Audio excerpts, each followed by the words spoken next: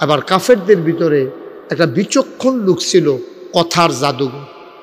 হ্যাঁ করছে গীতা, এই টাইমটার ভিতরে হ্যাঁ উঠছে, দাঁড়ায় কয় মোহাম্মদ তুমি কি আসলেও গেছলা? আবু বকর বইয়া রয়েছে, নবীজি সব কাফের রাস, কয় মোহাম্মদ তুমি কি আসলে গেছলা? হ্যাঁ কমেটা আবার নতুন করে কি আলাপ, এটা কথা হইলো আমি গেছলাম, কয়টা গেছলা নি হাসা করে কও, কয় হ্যাঁ অবশ্যই গেছলা। যদি তুমি গিয়া থাকো কও স্যার এই মসজিদে আকসার ভিতরে দরজা কয়টা, জানালা কয়টা? কিরম ভাটফার চিন্তা করে। নবীজি কেন দরজা গন্ত গেছে, জানালা গন্ত গেছে? আচ্ছা ও আগামী দিন সকালবেলা এবার মনে করেন আমি ফাইলাম মাদাইয়া, কি দাইয়া মাদাইয়া ফাইয়া এবারে কইলাম আপনি না মাহফিলে আসলেন, তারপরে কইব হ আর আসতেন সত্য করে কর, তারপরে কব সত্য কি? আমি আপনার চাইয়া রইলাম, লগে দিয়ে না বইয়া রইলাম চাদরগাঁও দিয়া, আপনি এটি কিতা কোন আবার আমি আসতাম নি। আমি যদি জিগাই যদি থাকা থাকেন তাহলে কনসেন্ট ফ্যান্ডেলও বাস করে না।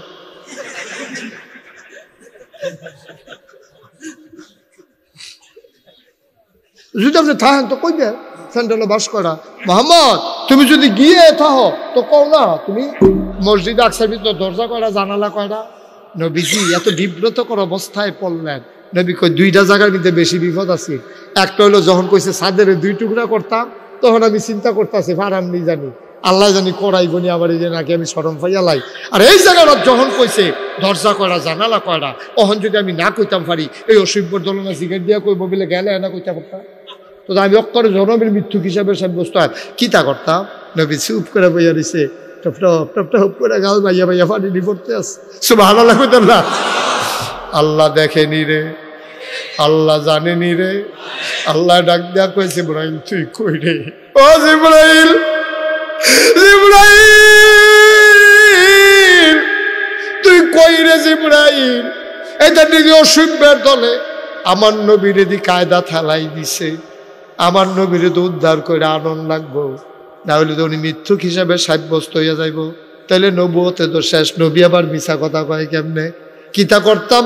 আল্লাহ আপনি আমারে খালি হুকুমটা করেন, কি করতাম? কয় যা তাড়াতাড়ি আমার নবীরে উদ্ধার কর। আবার জিবরাইল নবীর লগে দিয়া গিয়া বইছে, কেউ আর দেখে না। নবীজি দেখা লাইছে, নবীজির কানে কানে সালাম দিয়া লাইছে। জিবরাইলে ডাক দিয়া কইতেন কিতা জিগাইছে? কই জিগাইছে দরজা কয়টা, জানালা কয়টা কয়তাম। কয়টা টেনশন করেন না, আপনি আমার ডাইনাতের দিকে চান। নবীজি ডাইনাতে তাকাইয়া দেখে জিবরাইলে মসজিদে আকসার রাতের তালুকাত লইয়া বইয়া রইছে।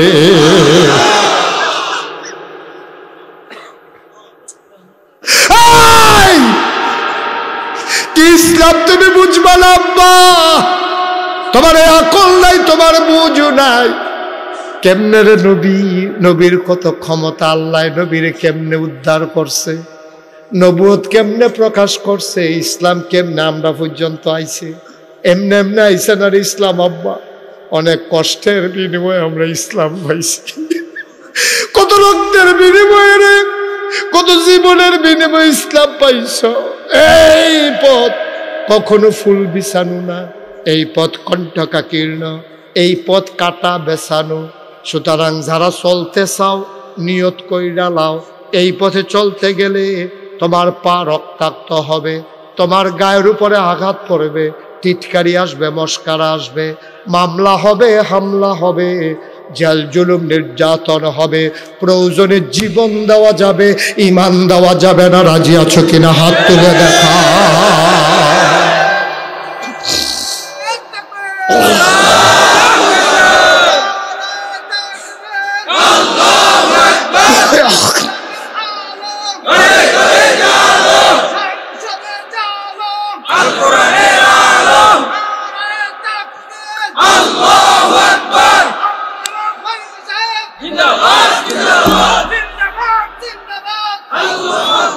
সবাই পড়ে না আমিন। কি আল্লাহ এটা, কি নবী? সুবহানাল্লাহ কইতেন না? কেমনে আল্লাহ উদ্ধার করে? আল্লাহ কয় ওয়াল্লাযীনা জাহাদু ফীনা লানাহদিয়ান্নাহুম সুবুলানা ইন্নাল্লাহা লামাআল মুহসিনিন। যারা আল্লাহর পথে চলতে চায় আল্লাহ তাদেরকে রাস্তা দেখাই দেয়। চশুর মানুষ, তোমরা যদি আল্লাহর পথে চলতে চাও এই পাঠাগার তোমাদেরকে রাস্তা দেখাবে, কোরআন হাদিস থাকবে এখানে, পরে পরে আল্লাহর রাস্তা চিনে নেবা। সহজ একটা কথা কইয়া যায়, কোনো মানুষের কথা হইনা ইসলাম বুঝদা যাইও না। কোনো মানুষের কথা শুই না যদি ইসলাম বুঝদা চাও, ফেসলা করার সম্ভাবনা বেশি। কারণ সবাই সবার দলের লোক বাড়াইতে চায়, কিন্তু কোরআন কোনো দলের লোক বাড়াইতে চায় না, কোরআন কোরআনের খাদেম বানাইতে চায়, ঠিক কিনা? নিজে নিজে পড়বেন, বুঝবেন, তারপরে বড় বড় আলেম ওলামার লগে হক্কানি আলেম পীর মাশায়েখদের সাথে যোগাযোগ রাখবেন, তাইলে সঠিক পথ পেয়ে যাবেন। এটা আল্লাহর ওয়াদা, ওয়াল্লাযীনা জাহাদু ফীনা লানাহদিয়ান্নাহুম সুবুলানা ইন্নাল্লাহা লামাআল মুহসিনিন। সুবহানাল্লাহ বলবেন না?